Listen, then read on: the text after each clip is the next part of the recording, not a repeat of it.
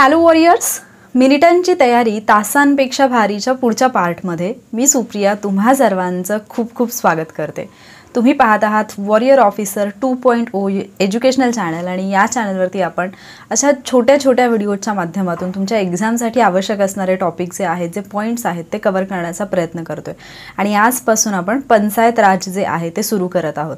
यापूर्वी जे 7 पार्ट्स मी अपलोड केलेले आहेत ते हिस्ट्रीशी रिलेटेड आहेत। हिस्ट्रीचे आणखीही पार्ट येणार आहेत, सो तुम्ही जर ते पार्ट्स पाहिले नसतील तर पाहून घ्या, कारण तिथून खूप सगळ्या फॅक्ट तुमच्या क्लिअर होणार आहेत। सो आजच्या लेक्चरला आपण सुरुवात करूयात। आजच्या लेक्चरमधला क्वेश्चन आहे हा PYQ मधून घेतलेला क्वेश्चन आहे, बट इम्पॉर्टंट आहे, याच्यावरतीच पुढे आपल्याला क्वेश्चन तयार झालेला पाहायला मिळू शकतो। महाराष्ट्र ग्रामपंचायत अधिनियमातील ग्रामविकास समित्या संबंधीच्या तरतुदीबाबत खालील विधाने विचारात घ्या। एकूण 5 विधाने दिलेली आहेत ग्रामविकास समित्यांच्या बाबतीत आणि कुठली विधानं अचूक आहेत ती आपल्याला ओळखायची आहेत। पहिलं विधान आहे, ग्रामविकास समितीतील सदस्यांची संख्या एकूण संख्या 7 पेक्षा कमी नसेल आणि 17 पेक्षा जास्त नसेल, म्हणजे त्यांना असं म्हणायचं 7 ते 17 असेल। ग्रामविकास समितीतील सदस्यांपैकी 1/3 पेक्षा कमी नसतील इतके सदस्य ग्रामपंचायतीच्या सदस्यांमधील असतील। तिसरं विधान आहे, तिच्या सदस्यांपैकी 1/2 पेक्षा कमी नसतील इतके सदस्य महिला असतील। त्यानंतर विधान ड आहे, चौथं विधान, उपसरपंच हा तिचा पदसिद्ध अध्यक्ष असेल। आणि 5वं विधान म्हणजे विधान ई आहे, ग्रामसेवक हा तिचा पदसिद्ध सदस्य सचिव असेल। ऑप्शन दिलेले आहेत अ ब क ड सर्व योग्य आहेत, म्हणजे अ ब क ड योग्य आहेत, देन ब क ई योग्य आहेत, देन अ ब क ई आणि चौथा पर्याय आहे वरीलपैकी सर्व। तर या ज्या प्रश्नाचं उत्तर आहे ते आहे पर्याय क्रमांक 2। इथे दिलेलं फक्त ब क आणि ई हे जे विधान आहे ते बरोबर आहे, बाकीची विधानं चुकीची आहेत आणि त्याच्यामध्ये काय चुकीचं आहे हे आपण पाहणार आहोत। अर्थातच ते पाहण्यासाठीच आपल्याला ग्रामविकास समित्या काय आहे हा पॉइंट नक्की तो अभ्यासायचा आहे, कारण इथे आणखी काही फॅक्च्युअल क्वेश्चन्स बनू शकतात जेव्हा पंचायत राजवरती प्रश्न येतो। आणि इव्हन आत्तापर्यंत म्हणजे ज्या पद्धतीने कायद्यामध्ये या 3 समित्या दिलेल्या आहेत, ज्याच्यामध्ये सरपंच समिती आहे, त्यानंतर ग्रामविकास समिती एक आहे आणि तिसरी आहे लाभार्थी स्तर उपसमिती। तर याच्यावरती म्हणजे या 2 वरती याच्यावरती आणि याच्यावरती प्रश्न विचारून झालाय। तिसरी जी समिती आहे ती मी तुम्हाला होमवर्कसाठी देणार आहे, तिथे पुढचा प्रश्न बनू शकतो, त्यामुळे त्या बाबतीत तुम्हाला थोडंसं सतर्क राहायचं। मग जर आपण ग्रामविकास समित्यांचा विचार केला तर यांची स्थापना जी आहे ती ग्रामसभा करत असते। महत्त्वाचा पॉइंट आहे, स्थापना कोण करतं? ग्रामसभा करते, पण कशी करते? ग्रामपंचायतीशी चर्चा करून। ग्रामसभा स्थापना करेल पण ती ग्रामपंचायतीशी चर्चा करून करेल। आणि याच्यामध्ये म्हणजे किती कालावधीसाठी केली जाते, किती ग्रामसमित्या स्थापन केल्या जाऊ शकतात ग्रामविकास समित्या? 1 किंवा 1 पेक्षा अधिक। ग्रामसभा करेल, ग्रामपंचायतीशी चर्चा करून करेल आणि 1 किंवा 1 पेक्षा जास्त ग्रामविकास समित्या असू शकतात, म्हणजे असं नाही की केवळ एकच असेल अशी तरतूद नाहीये। तर यांची मुदत किती असते? तर अर्थातच ग्रामपंचायतीच्या मुदती एवढीच मुदत जी आहे ती आपल्याला ग्रामविकास समित्यांची असलेली पाहायला मिळते। जर आपण या समित्यांची रचना पाहिली तर अर्थातच जी काही ग्रामसभेने दिलेले अधिकार असतील किंवा ग्रामसभेने दिलेले काही कार्य असतील तर ती कार्य ग्रामपंचायत या ग्रामविकास समित्यांकडे सोपवत असते आणि याच्यासाठी मग याची रचना समजून घेणं गरजेचं आहे। या समितीचे जे सदस्य असतात त्या सदस्यांची संख्या कमीत कमी 12 आणि जास्तीत जास्त 24, म्हणजे 12 ते 24 असायला पाहिजे। इथे जर आपण पाहिलं तर प्रश्नामध्ये त्यांनी सांगितलं होतं 7 पेक्षा कमी नसेल, 17 पेक्षा जास्त नसेल। इथे असायला पाहिजे 12 पेक्षा कमी नसेल, 24 पेक्षा जास्त नसेल। सो 12 ते 24, 12 दुनी 24 असं लक्षात ठेवू शकता। देन याचे पदसिद्ध अध्यक्ष असतात, सरपंच, उपसरपंच नाही। या प्रश्नामध्ये तुम्हाला इथे दिलेलं होतं उपसरपंच हा तिचा पदसिद्ध अध्यक्ष असेल, त्यामुळे हे विधान चुकीचं होतं, पहिलं विधान चुकीचं होतं। सो अ वाला ऑप्शन आपला गेला होता आणि आपलं उत्तर आलं होतं पर्याय क्रमांक 2। सो हिचा जो या समितीचा ग्रामविकास समित्या ज्या असतात त्यांचा जो अध्यक्ष असतो, पदसिद्ध अध्यक्ष असतो सरपंच, पदसिद्ध सदस्य सचिव असतात ग्रामसेवक आणि जे काही सदस्य आहेत टोटल याच्यापैकी किमान 1/3 सदस्य जे आहेत ते ग्रामपंचायत सदस्यांमधील असतील। हे सेम विधान तुम्हाला प्रश्नामध्ये विचारलेलं होतं। त्याचबरोबर किमान 50% महिला असतील, हे सुद्धा सेम विधान तिकडे विचारलेलं होतं, फक्त तिथे काय सांगितलेलं होतं? 1/2 म्हणजेच निम्मा, म्हणजेच 50% जे सदस्य आहेत ते काय असतील? महिला असतील। त्याचबरोबर जर आपण SC ST आणि मागास प्रवर्गासाठी जर विचार केला की त्यांचे किती सदस्य असतात, तर जे काही शासनाचे निर्देश असतील त्या शासनाच्या निर्देशानुसार SC ST आणि इतर मागासवर्ग जे आहेत त्या प्रवर्गातील सदस्य असतील.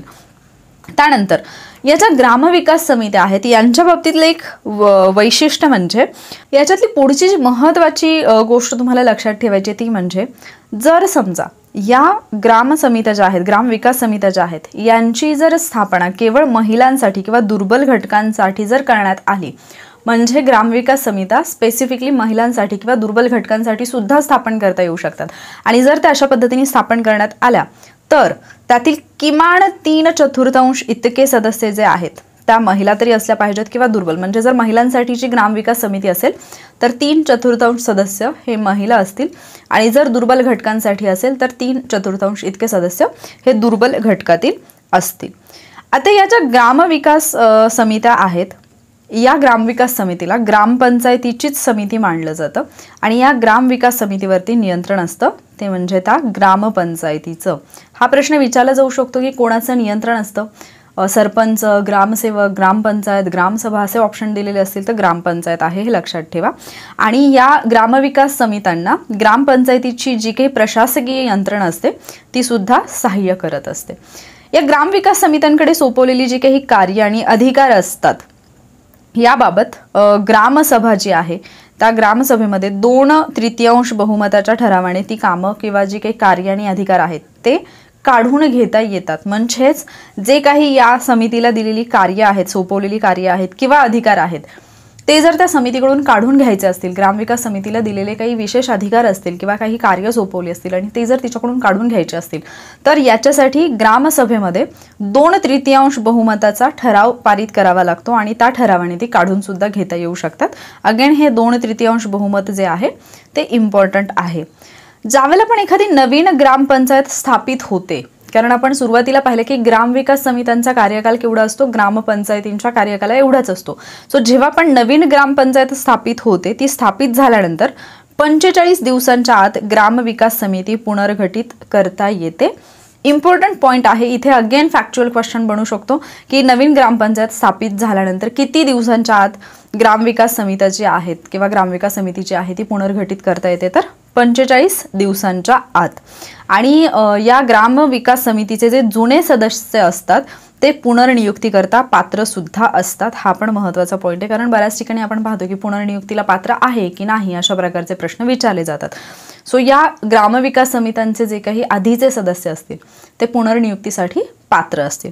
अशा पद्धतीने आपण ग्रामविकास समित्या हा जो एक महत्त्वाचा पॉईंट आहे पंचायत राजमधला तो कंप्लीट केलेला आहे. आय होप तुम्हाला समजलं असेल. आणि आता तुमच्यासाठी जो होमवर्क आहे तुमच्या बुकमध्ये सुद्धा केवळ 5 ओळींची माहिती असेल लाभार्थी स्तर समितीबद्दल आणि त्या 5 ओळींची माहिती तुम्ही कमेंट बॉक्समध्ये लिहून पाठवणार आहात. आता तुम्ही म्हणाल हा काय टाइमपास आहे मॅम, हा टाइमपास नाही आहे. तुम्ही जेव्हा पण कमेंटमध्ये एखादी माहिती लिहून पाठवाल आणि जर एक्झाममध्ये त्याच्यावरती प्रश्न आला then I can assure you that तो जो क्वेश्चन आहे तो तुमचा 100% बरोबर येईल. कारण ज्या वेळेला तुम्ही अशा पद्धतीने कुठल्याही घटकाची तयारी केलेली असते आणि आपण त्याचं रिटर्नमध्ये कुठेतरी आन्सर दिलेला असतं आणि तो जर प्रश्न आपल्याला एक्झाममध्ये पाहायला मिळाला तर त्याचं उत्तर आपलं हे बरोबर येतच असतं. आणि म्हणून हा होमवर्क देते. अदरवाईज असं काही नाही की माझ्याकडे काम नाही आहे किंवा तुमच्याकडे काम नाही आहे म्हणून या आणि कमेंटमध्ये लिहत बसा असं मी सांगत नाही. बऱ्याचदा काही महत्त्वाचे पॉईंट जे आपल्या लक्षातून जातात किंवा जे आपल्याला नाही लक्षात राहत तर असे जे पॉईंट आहेत ते तुमच्या एकदा हाताखालून गेले तर ते डेफिनेटली तुमच्यासाठी हेल्पफुल राहतील. किंवा मे बी बऱ्याचदा आपण जसं ग्रामविकास समित्या बऱ्याच जणांनी वाचलेलं नव्हतं पण प्रश्न आला तसं लाभार्थी स्तर समितीवरती लाभार्थी स्तर उपसमिती याच्यावरती जर प्रश्न आला, उपसमिती त्याच्यावरती जर प्रश्न आला तर तो तुमचा बरोबर यावा याच्यासाठी ती माहिती लिहून पाठवणं तुम्ही आवश्यक आहे. आय होप हा जो काही एक नवीन उपक्रम आहे तो तुम्हाला आवडला असेल, फायदेशीर ठरत असेल. ज्या पद्धतीच्या कमेंट तुम्ही करताय त्याच्यावरून कळतंय तरी की हां तुम्हा लोकांना हा थोडाफार फायदेशीर वाटत आहे. यापूर्वीचे पार्ट पाहिले नसतील तर ते पाहून घ्या, एंड स्क्रीनला मिळून जाईल किंवा MPSC हिस्ट्री MPSC अशी प्लेलिस्ट मिळेल, तिथून तुम्ही पाहिलं तरी सुद्धा चालेल. आणि आता नवीन प्लेलिस्ट क्रिएट होईल पंचायत राजची, तर तिथे हे जे लेक्चर्स आहेत ते मी अपलोड करेन. व्हिडिओ आवडला असेल तर व्हिडिओला लाईक आणि शेअर नक्की करा. त्यासोबतच चॅनलवरती नवीन असाल तर चॅनलला सबस्क्राईबसुद्धा करा. लवकरच भेटूयात पुढच्या लेक्चरमध्ये. थँक्यू.